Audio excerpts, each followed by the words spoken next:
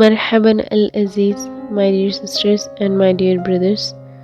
So today we're gonna discuss about an overview of a cell, which is in the chapter of cell, the unit of life, and continue from an overview of cell. जैसे कि आपने देखा है commonly, you have earlier observed cells. यानी कि यहाँ पे आप सेल्स को तो ऑब्जर्व किए होते हो, बट लैब में आपको 11th में एज ए एक्सपेरिमेंट मिलेगा कि ऑनियन को पील ऑफ करके उसके स्मॉलेस्ट पार्ट को टेक आउट करके स्लाइड पे put on the slide and just stain it. Okay, after just 15 minutes you have to put it a glass cover and then observe in microscope. You find as usual as here written that they have distinct cell wall as its outer boundaries, and just within it is the cell membrane, the cell of the, and it's contained like it's only for the onion cell which you got an experiment in 11th standard. But as human, अगर human cheek का देखने जाओ तो outer membrane and delimiting structure of cell, and inside it contains a dense membrane which is called as nucleus, and nucleus consists of chromosomes which turn contain the genetic material called DNA. जैसे कि human चीक के अंदर dense membrane होता है जिसको हम लोग nucleus बोलते हैं. न्यूक्लियस के अंदर जेनेटिक मटेरियल होता है जिसको एक्चुअली न्यूक्लियस कंटेन क्रोमोसोम होता है. क्रोमोसोम के अंदर जेनेटिक मटेरियल होता है. जेनेटिक मटेरियल डीएनए होता है. Okay,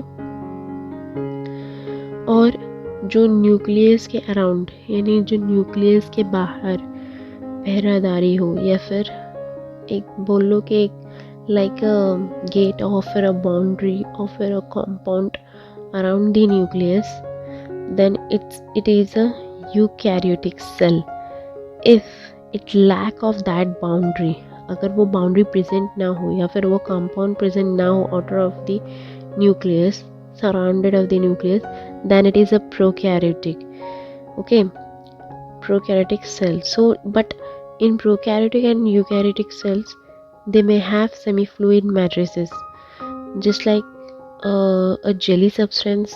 Maybe I give an example, like in childhood you guys are eating some types of jellies, red color, white color, blue color. It's available in many colors, but I think the most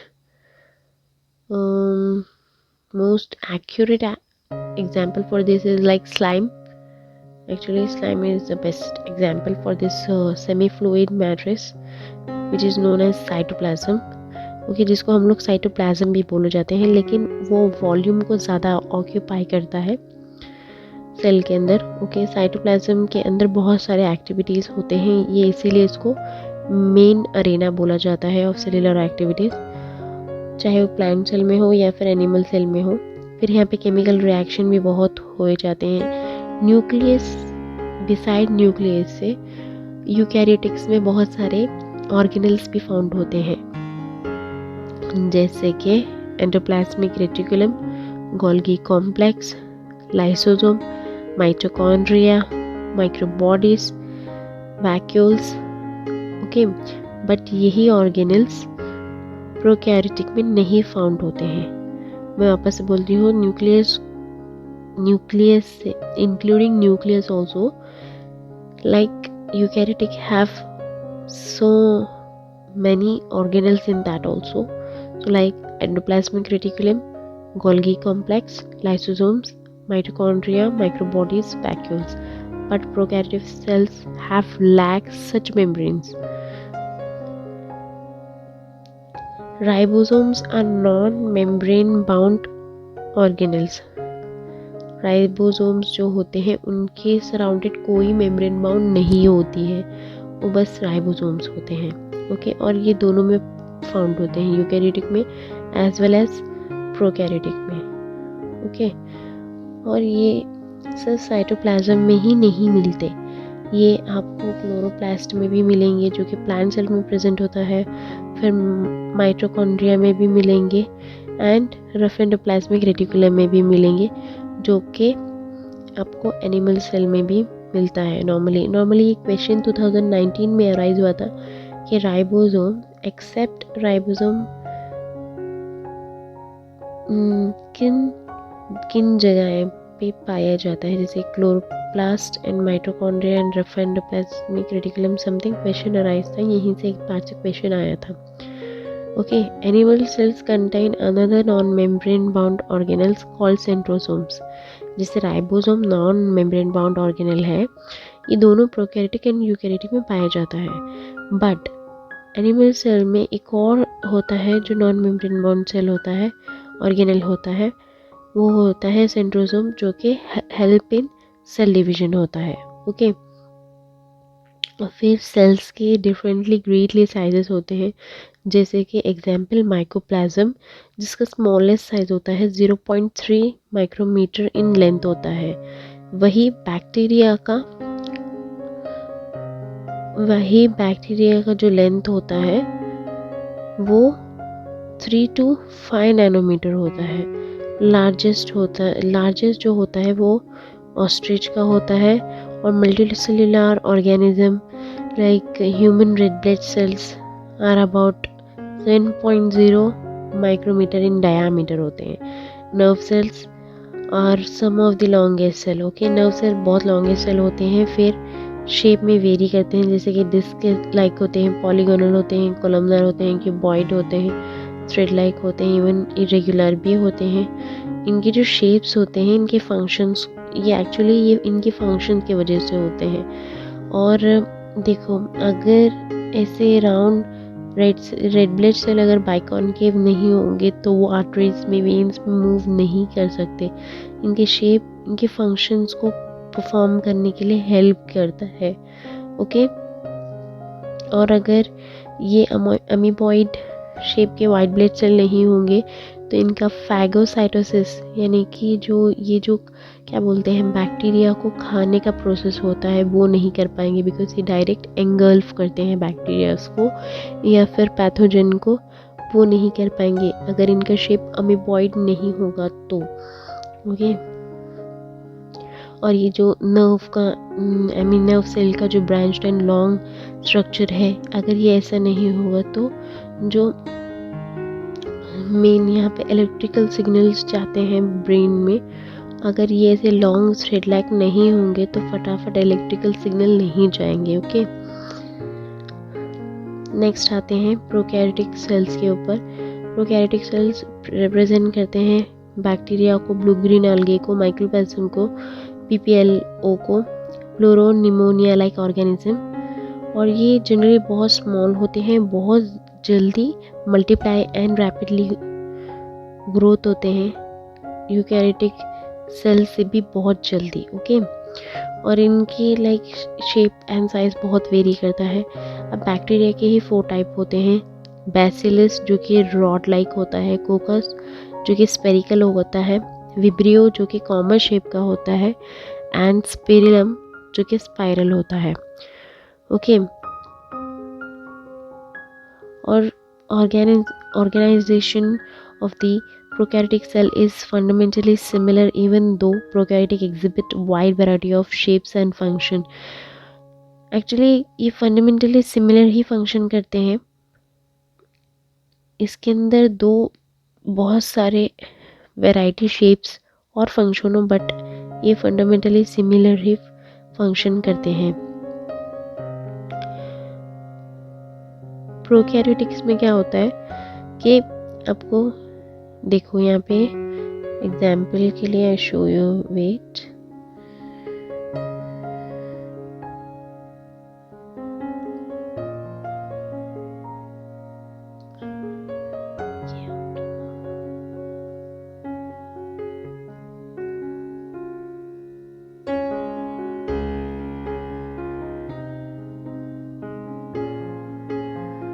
ये देखो guys, actually में ये typical bacteria का जो shape है actually में वो 1 to 2 micrometer है। ओके, फिर यार क्या दूर हो गया।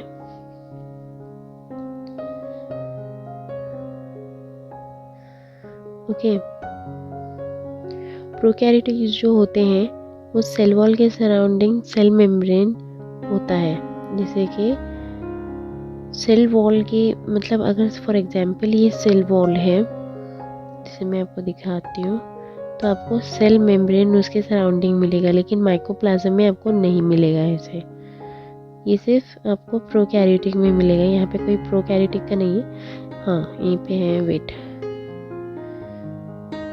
दिखाते हैं। देखिए, ये आपको सेल मेम्ब्रेन, सेल वॉल है ये। Okay, cell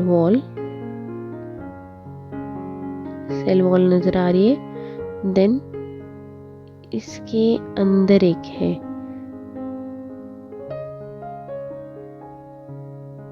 sorry, I show you once again. एक मिनट, ये जो अंदर की लेयर है, अंदर की, ओके, अंदर की लेयर है सेल वॉल, करेक्ट है, सेल वॉल। ओके, फिर ये जो बाहर की लेयर है ना, ये जो बाहर की लेयर है,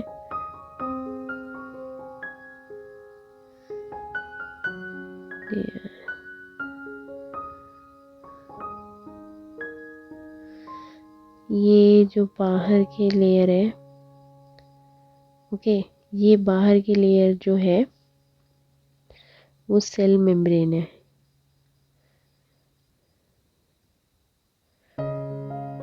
ओके, वो सेल मेम्ब्रेन है। जो अंदर की एक और लेयर है वो सेल वॉल है, बट यही आपको एक टिपिकल बैक्टीरिया में नहीं मिलेगी। ओके, टिपिकल बैक्टीरिया में ये आपको बिल्कुल नहीं मिलेगी, माइकोप्लाज्म बैक्टीरिया में नहीं मिलेगी, बिकॉज वो होता ही लेंथ उसका 0.3 माइक्रोमीटर का है। तो उसमें आपको सेल वॉल, सेल मेम्ब्रेन कहाँ से मिलेगी? सेल वॉल जो होता है वो अंदर का पोर्शन होता है, अंदर की वॉल होती है। फॉर एग्जांपल मैं जैसे आपको एक एग्जांपल दूँ कि एक बिल्डिंग की 2 सिक्योरिटी लाइंस हैं, 2 सिक्योरिटी लाइन है, तो उसमें फर्स्ट सिक्योरिटी लाइन है वो अंदर से हम लोग अगर देखें तो सेल वॉल है, फिर बाहर का जो होगा वो सेल मेम्ब्रेन होगा। बट माइकोप्लाज्म में आपको सेल मेम्ब्रेन देखने को नहीं मिलती, क्योंकि वो होता ही इतना छोटा है, 0.3 माइक्रोमीटर का होता है, इस वजह से उसमें सेल मेम्ब्रेन नहीं होती। फिर मैट्रिक्स, फ्लूइड मैट्रिक्स जो सेल के अंदर फिल होता है उसको हम लोग साइटोप्लाज्म होते हैं। बट प्रोकैरियोटिक में न्यूक्लियस डिफाइन नहीं होता है और बेचारा जेनेटिक मटेरियल इस वजह से नंगा होता है। अब न्यूक्लियस क्या है, एक उसके कपड़ों के बराबर है, बट यहाँ पे जब न्यूक्लियस ही डिफाइन नहीं है, बेचारा उसके कपड़े ही डिफाइन नहीं है, तो उस वजह से जेनेटिक मटेरियल नेकेड होता है, यानी इसका जेनेटिक मटेरियल पे कोई मतलब न्यूक्लियस नहीं होता, कोई उसके ऊपर न्यूक्लियर मेम्ब्रेन नहीं होता एक्चुअली, तो उस वजह से वो ओपन जैसे होता है। Okay, in addition genetic genomic single chromosome, many bacteria have their own chromosome, single chromosome होते हैं, सर्कुलर होते हैं। ओके, बैक्टीरिया सम जैसे थोड़ों में सर्कुलर होगा, थोड़ों में आपको स्मॉल होगा। एंड क्या होता है कि जो स्मॉल होते हैं और सर्कुलर होते हैं उसको हम लोग प्लास्मिड भी बोलते हैं। ओके, प्लास्मिड का क्या है कि DNA confers certain unique phenotypes character to such a bacteria. Plasmid जो होते हैं जिनके अंदर लाइक फिनोटिपिक कैरेक्टर्स होते हैं, one such character resistant to antibiotic, ये प्लास्मिड एक्चुअली रेजिस्ट होते हैं एंटीबायोटिक, यानी इनके ऊपर कोई रिएक्शन नहीं होता एंटीबायोटिक्स का प्लास्मिड के ऊपर। ओके, प्लास्मिड का आप इसका फर्दर स्टडी करोगे बायोटेक्नोलॉजी में, 12th के चैप्टर्स में बायोटेक्नोलॉजी में आप फर्दर स्टडी करोगे। इन हायर क्लासेस यहीं पे वही दिया गया है कि डीएनए कैसे एक डीएनए को रिकॉम्बिनेंट डीएनए के बारे में होगा, जिसमें एक रिकॉम्बिनेंट यानी कि हमें जैसे चाहिए वैसे डीएनए को हम प्लाज्मिड के थ्रू कैसे ट्रांसफ़र कर सकते हैं होस्ट सेल में. Okay, that's main important. DNA is used to monitor bacterial transformation with foreign DNA. Nuclear membrane is found in eukaryotics. No organelles like the one in eukaryotics are found in prokaryotic cells except for ribosomes. Ribosomes के अलावा कोई आपको organelles नहीं found होंगे. ये एक important point है actually में देखने जाओ तो, बट अब फिलहाल तो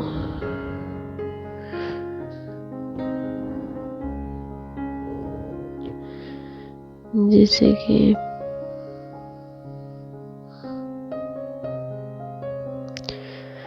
देखिए यहाँ पे क्या गया, नो ऑर्गेनल्स. देखिए ये इम्पोर्टेंट पॉइंट है कि आपको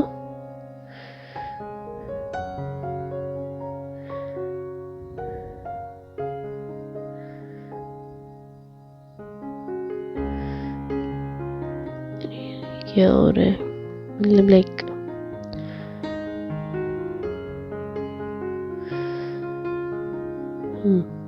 ओके, यहाँ पे क्या दिया गया, no organelles like the ones in. जैसे कि आपको पहले हम लोग ने स्टडी किया ना कि यूकैरियोटिक्स में आपको endoplasmic reticulum, Golgi complex, vacuoles, lysosome ये सब मिलते हैं, बट यहाँ पे आपको माइटोकॉन्ड्रिया सब मिलते हैं, बट यहाँ पे आपको वो नहीं मिलेगा एक्सेप्ट राइबोसोम्स, क्योंकि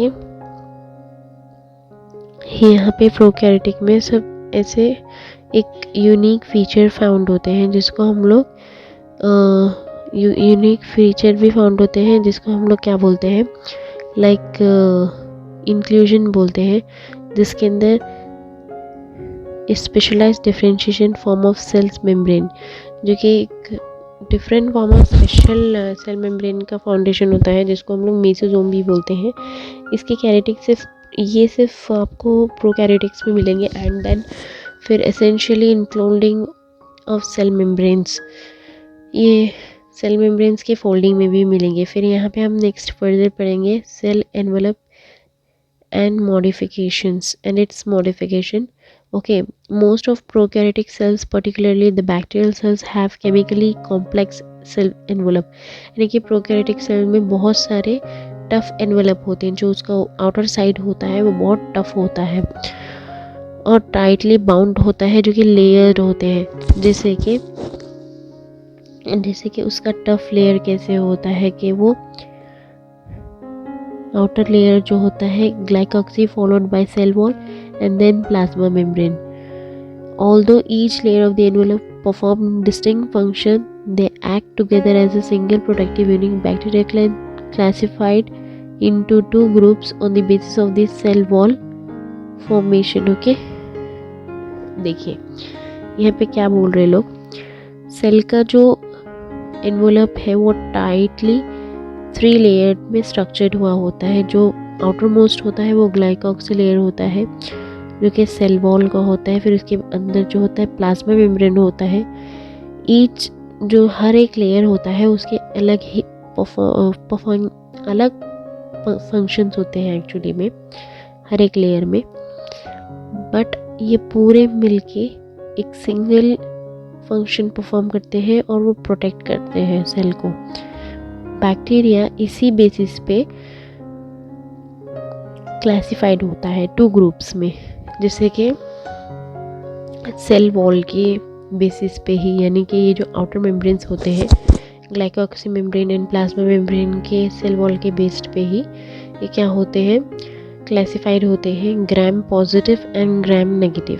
अब ये gram negative and gram positive कैसे बोले जाते हैं, जैसे कि अगर कोई स्टेन ले रहा है सेल का वॉल तो वो ग्राम पॉजिटिव हो जाएंगे, और अगर कोई नहीं स्टेन ले रहा है तो वो ग्राम नेगेटिव बैक्टीरिया हो जाएंगे. अब देखिए ग्लाइकोक्सी लेयर जो होता है वो डिफरेंट होता है इन मतलब स्ट्रक्चर में, ओके, कंपोजिशन में। जैसे कि थिकनेस में भी बैक्टीरिया में डिफरेंस होता है, जैसे कि इसके अंदर लूज शीट होती है जिसको स्लाइम लेयर बोला जाता है, और लेकिन दूसरे में टफ कैप्सूल होता है, ओके। वही सेल वॉल में शेप ऑफ दिस सेल के लिए provide strong structural support to prevent the bacterium from bursting और कोलैप्सिंग। जैसे कि ग्लाइकोक्सी का जो कॉम्पोजिशन होता है वो डिफरेंट होता है बैक्टीरिया से ग्लाइकोकैलिक्स का। सो वो जैसे कि लूज हो सकता है, जिसको हम स्लाइम लेयर से कंफर्म्ड कर सकते हैं, बट वही आपका सेल वॉल का जो होता है वही आपका कभी कभी टफ एंड थिक होता है, जिसको हम कैप्सूल्स भी बोला जाते हैं। सेल वॉल क्यों होता है? क्योंकि उसका जो shape provide structure and support, दोनों स्ट्रक्चर भी देता है सेल वॉल और सपोर्ट भी देता है एक सेल को, ताकि वो बर्स्ट ना हो और कोलैप्स ना हो, okay. The plasma membrane is selectively permeable in nature and interact with the outside world. The membrane is similar structures to that of eukaryotic. Prokaryotics में क्या होता है कि प्लाज्मा मेम्ब्रेन जो होती है वो सेम यूकैरियोटिक में कैसे प्रेजेंट होती है वैसे ही होती है, और ये सेलेक्टिवली परमेबल होती है, जैसे कि एक छलनी के टाइप होती है, जैसे कि इन और आउट चीज़ें सेल से इन और आउट हो सकती है, लाइक इट्स स्टेनर, और मे बी जैसे इसको बोल लो एक लाइक बीच में एक कोई पर्देदार चीज़ हो जिसमें से चीज़ें इन और आउट हो सकें। फिर उसके बाद में स्पेशल मेम्ब्रेन जिसकी हमने बात की थी, मेसोसोम, वो प्लाज्मा मेम्ब्रेन के एक्सटेंशन से बनते हैं, जैसे कि for example I show you, wait,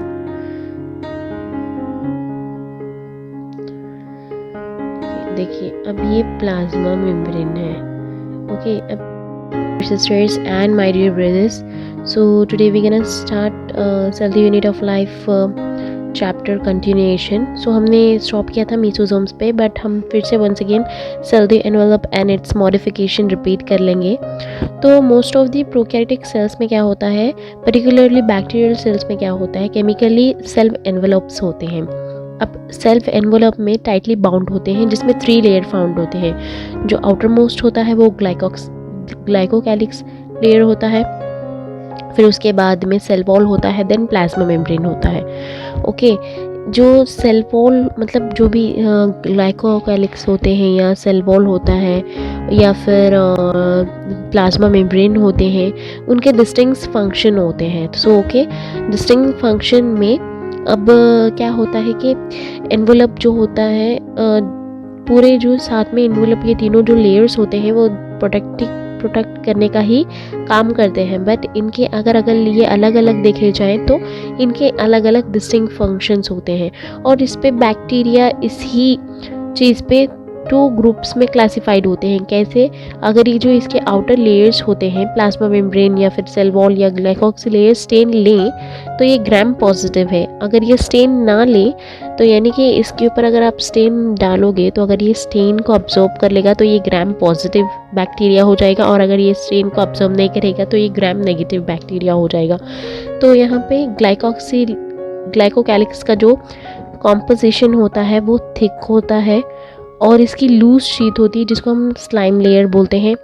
लेकिन अलग वही थिक हो या टफ हो तो कैप्सूल बोला जाता है, ओके। सेल वॉल किसके लिए होती है? शेप देने के लिए एक सेल को, and then strong structure and support provide करने के लिए, ताकि सेल बर्स्ट ना हो या फिर कोलैप्स ना हो, सेल मरे ना, ओके।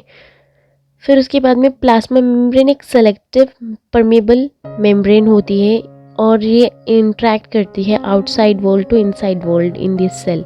जैसे कि ये एक छलनी के टाइप एक्ट करती है, स्टेनर के टाइप में एक्ट करती है, कि ये बाहर के वर्ल्ड में भी एक्ट करेगी, अंदर के वर्ल्ड में भी एक्ट करेगी, ओके, फिर आते हैं स्पेशल मेम्ब्रेन्स जो कि मीसोजोम्स करके बोले जाते हैं, जो कि फॉर्म कैसे होते हैं, प्लाज्मा मेम्ब्रेन के एक्सटेंशन पे ये फॉर्म होते हैं। और ये एक्सटेंशन ये वेसाइकल्स के फॉर्म में भी होंगे, ट्यूब्यूल्स के फॉर्म में भी होंगे, लैमेले के फॉर्म में भी होंगे, या फिर they help in cell wall formation में भी हो सकते हैं। आई विल शो यू, देखिए यहाँ पे है। ओके, सो देखो स्पेशल मेम्ब्रेन जो ये मीसोजोम्स होते हैं ये क्या करते हैं, फॉर एग्जांपल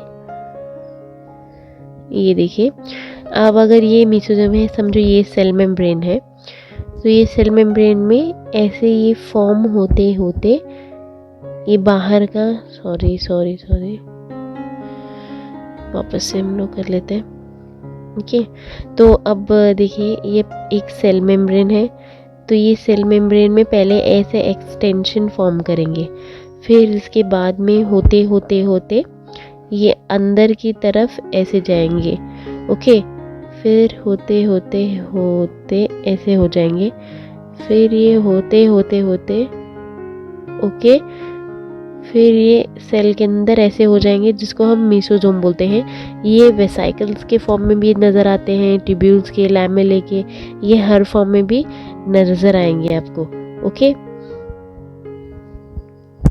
फिर उसके बाद में आता है ये हेल्प किस में करते हैं, ये सेल वॉल फॉर्मेशन में हेल्प करेंगे, रेप्लिकेशन में हेल्प करेंगे, फिर डिस्ट्रीब्यूशन ऑफ डॉटर सेल में हेल्प करेंगे। ओके, फिर उसके बाद में सेक्रीशन में हेल्प करेंगे। प्लीज़ अपनी एनसीईआरटीज़ को साथ में रखें बेटी, ताकि जो मैं एक्सप्लेन कर रही हूँ आपको समझ में आए। अगर यहाँ पे आपको क्लियर ना दिखे तो वहाँ पे तो आपके एनसीईआरटी में आपको समझ में आएगा। ओके, फिर ये इंक्रीज सरफेस एरिया इंक्रीज करने में भी हेल्प करते हैं। ओके, एंजाइमेटिक कंटेंट होता है इसके अंदर, क्योंकि ये प्लाज्मा मेम्ब्रेन का ही एक एक्सटेंशन होते हैं मीसोसोम्स। प्रोकैरियोटिक में जैसे कि उसमें से कुछ प्रोकैरियोटिक में जैसे कि साइनोबैक्टीरिया है, मेम्ब्रेन्स के अंदर एक अलग सा एक्सटेंशन होता है साइटोप्लाज्म के अंदर, जिसको क्रोमैटोफोर्स कहते हैं। Chromatophores, once again I repeat, कि प्रोकैरियोटिक्स के अंदर देखिए यहाँ पे दिया गया, क्या दिया गया है, प्रोकैरियोटिक्स के अंदर पर्टिकुलरली एक मेम्ब्रेनस एक्सटेंशन होता है साइटोप्लाज्म के अंदर, जो कि साइनोबैक्टीरिया में स्पेशली होता है, जिस एक्सटेंशन को हम क्रोमैटोफोर्स बोलते हैं, जिसके अंदर आपको पिगमेंट मिलेगा। ओके, कुछ बैक्टीरियल सेल मोटाइल होते हैं और कुछ मोटाइल नहीं होते। मोटाइल मीन्स मूविंग का उनके पास कुछ कैपेसिटी होती है, कुछ के पास मूविंग की कैपेसिटी नहीं होती। अगर वो मोटाइल होते हैं तो उनके पास एक फिलामेंट्स होता है, like flagella. Wait I show you.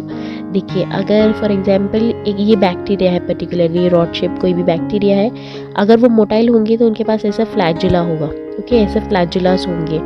Okay, but अगर वो मोटाइल नहीं होंगे तो उसके अंदर फ्लैजुला नहीं होंगे, और ये फ्लैजुला की अरेंजमेंट भी अलग होती है। बैक्टीरिया जो फ्लैजुलम होता है, बैक्टीरिया फ्लैजुलम, उसकी कंपोज 3 लेयर्स होते हैं। एक होता है फिलामेंट, ये वाला, एक होता है हुक, वो हुक बेसल बॉडी, ये बेसल बॉडी हो गई, हुक एक होता है। ओके, लेकिन the filament is the longest portion and extended from the cell wall of the outer side. ये जो filament होती है ये longest portion होती है of the bacteria. ओके, फिर आता है flagella. Beside flagella, pili and fimbriae are also surface of the bacteria but do not play role in flagella को छोड़ के पिल्लाई, फिम्ब्रिए और स्ट्रक्चर्स होते हैं बैक्टीरिया में, बट ये कोई मोटिलिटी में इनका कोई रोल नहीं प्ले होता। पिल्लाई जो होता है एक एलोंगेटेड ट्यूबुलर स्ट्रक्चर होता है, जो कि एक स्पेशल प्रोटीन से बना होता है। फिम्ब्रिए एक ब्रिस्टल लाइक स्प्राउट होता है, जैसे कि फॉर एग्जांपल अगर ये पोटैटो है तो पोटैटो में ऐसे स्प्राउट्स निकले होते हैं ना, वहीं पे स्प्राउट सेट होते हैं। जैसे कि मूंग दाल होती है तो उसमें आप में स्प्राउट निकलता है, देखो वैसे स्प्राउट्स होते हैं, जस्ट इट्स अ स्प्राउट। उसमें फिम्ब्रिए कोई रोल नहीं प्ले करता। ब्रिस्टल लाइक एक स्प्राउट होता है जो कि बैक्टीरिया को अटैच्ड होता है। और ये ज़्यादातर आपको नज़र कहाँ आएंगे, जहाँ पे जैसे कि कोई नदी बह रही है या स्ट्रीम मतलब कोई रिवर हो, वहाँ पे जो पत्थर नज़र आते हैं, रॉक्स नज़र आते हैं, उस पर आपको ये बैक्टीरिया अटैच्ड मिलेगा। ओके, नेक्स्ट आते हैं राइबोसोम्स एंड इंक्लूजन बॉडीज़। ये बहुत इंपॉर्टेंट टॉपिक है एक्चुअली। राइबोसोम्स, यहाँ से क्वेश्चंस बहुत अराइज होते हैं। अब देखिए, राइबोसोम्स ये जो प्रोकैरियोटिक में होते हैं, राइबोसोम्स ये प्लाज्मा मेम्ब्रेन से अटैच्ड होते हैं सेल के अंदर। ओके, और ये exactly 15 nanometre to 20 nanometre size में होते हैं, मेड अप ऑफ 2 सब यूनिट्स जो कि होती है 30S की एंड 50S की एंड 30S की, जो कि साथ में होते हैं। और 70S की भी प्रोकैरियोटिक राइबोसोम्स होते हैं। राइबोसोम्स जो होते हैं ये साइट ऑफ प्रोटीन सिंथेसिस, ये याद रखें, बहुत इंपॉर्टेंट है। Okay, this is the most important, ये प्रोटीन सिंथेसिस की साइट होती है। सेवरल राइबोसोम्स जो होते हैं, जैसे कि जो कि